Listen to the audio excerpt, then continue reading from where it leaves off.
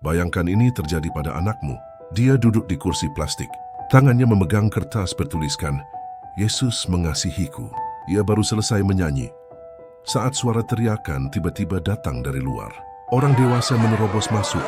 Kursi dilempar. Jendela pecah. Listrik dimatikan. Dan anakmu dipukul dengan kayu. Menangis di lantai. Ini bukan fiksi. Ini bukan masa lalu. Ini Padang Indonesia. Negeri yang katanya menjunjung tinggi kebebasan beragama. Hari itu hari Minggu 28 Juli 2025. Di sebuah rumah kecil di Padang Sarai, Sumatera Barat. Anak-anak sedang sekolah minggu di tempat yang sudah bertahun-tahun menjadi rumah doa GKSI Anugerah. Tapi hari itu ibadah mereka dibubarkan dengan kekerasan.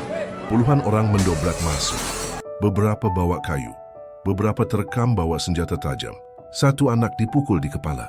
Satu lagi terinjak di tangga, kursi dilempar. Salib kecil di dinding jatuh. Tangisan memenuhi ruangan. Tapi yang paling menyayat adalah satu suara dari anak kecil. Kenapa kami tidak boleh menyebut nama Yesus? Apa sebenarnya yang terjadi? Menurut keterangan RT dan aparat, masyarakat sekitar menganggap rumah itu sebagai gereja ilegal. Padahal, itu adalah rumah pribadi yang juga digunakan untuk sekolah minggu dan persekutuan kecil.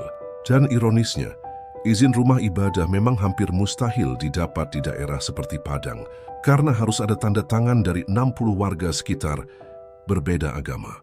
Dan FKUB yang memutuskan seringkali tidak netral. Jadi kalau tidak dapat izin ibadah di rumah, kalau ibadah di rumah dianggap ilegal. Kalau dianggap ilegal, bisa dibubarkan kapan saja. Pihak gereja sudah lama mengupayakan pendekatan. Bahkan sebelumnya sudah ada perjanjian damai. Namun hari itu kekerasan terjadi lagi. 9 pelaku ditangkap. Tapi trauma itu tidak bisa ditangkap. Tidak bisa disidangkan. Tidak bisa disembuhkan dengan berita. Salah satu ibu berkata, anak saya sekarang takut kalau dengar suara keras. Dia bilang, jangan-jangan mereka datang lagi. Dan kita bertanya, sampai kapan? Gereja kecil seperti ini harus hidup dalam ketakutan. Insiden di Padang ini bukan satu-satunya. Dalam sebulan terakhir, sudah 4 kasus pembubaran ibadah terjadi di Indonesia. Sukabumi, Bekasi, Yogyakarta, dan sekarang Padang. Setara institut mencatat, tingkat intoleransi justru meningkat di wilayah-wilayah yang dominan Islam. Dan ini bukan soal agama, ini soal persepsi. Karena dalam beberapa pandangan keislaman, kehadiran agama lain dianggap mengganggu keharmonisan. Tapi harmoni yang dibangun di atas pemaksaan bukan harmoni. Itu penindasan. Yesus berkata, kasihilah musuhmu. Berdoalah bagi mereka yang menganiaya kamu. Matius 5 ayat 44 itu bukan kalimat manis. Itu jalan sempit. Jalan yang membuat kita tidak membalas kebencian dengan kebencian. Dan di Padang jemaat itu melakukannya. Mereka tidak melawan, tidak membalas, tidak membakar. Mereka mendoakan. Mereka memeluk anak-anak mereka.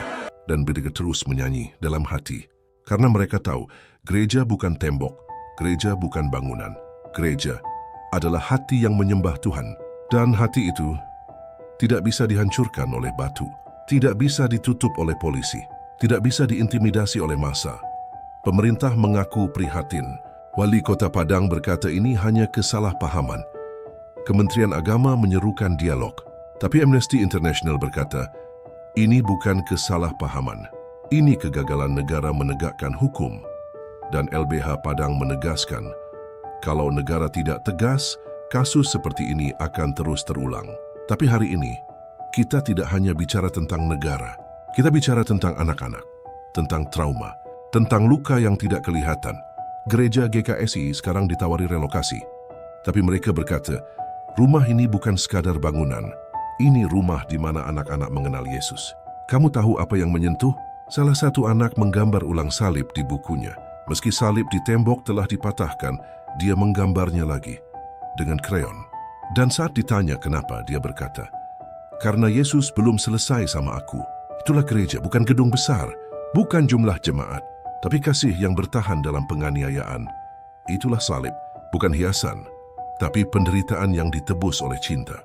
Dan itulah Kristus yang tidak menuntut izin untuk hadir, yang tidak butuh gedung mewah untuk bertakhta, yang hadir di tangisan seorang anak kecil, yang tetap menyebut namanya, walau dipukul. Hari ini kita semua punya pilihan, dia sendewa atau berdiri, takut atau bersaksi, menyesuaikan diri, atau menyalakan terang. Karena terang itu tidak butuh izin, ia hanya butuh keberanian. Dan kepada para jemaat kecil di seluruh Indonesia yang berkumpul diam-diam di ruang tamu, yang menyanyikan lagu rohani dengan suara pelan, yang menyalakan lilin kecil di tengah gelap. Tuhan melihatmu, Tuhan bersamamu, Tuhan tidak pernah jauh dari gereja yang dianiaya. Wahyu 2 ayat 10 berkata, "Jangan takut terhadap apa yang harus engkau derita. Jadilah setia sampai mati, dan aku akan mengaruniakan kepadamu mahkota kehidupan." Mereka bisa memecahkan kaca, mereka bisa mematikan lampu, tapi mereka tidak bisa memadamkan terang Kristus di dalam hati anak-anaknya. Dan kepada bangsa ini, yang katanya penuh toleransi, yang katanya menjunjung keadilan, saatnya berhenti hanya bicara dan mulai bertindak. Karena toleransi bukan saat mayoritas membiarkan minoritas berbicara. Toleransi adalah saat semua bebas menyembah, tanpa rasa takut. Gereja GKSI mungkin kecil, tapi Tuhan yang mereka sembah besar, dan kasih-Nya tak bisa dibungkam. Yesus berkata, "Aku akan membangun jemaatku dan alam maut tidak akan menguasainya." Matius 16 ayat 18, dan janji itu masih berlaku. Hari ini di Padang dan di hatimu.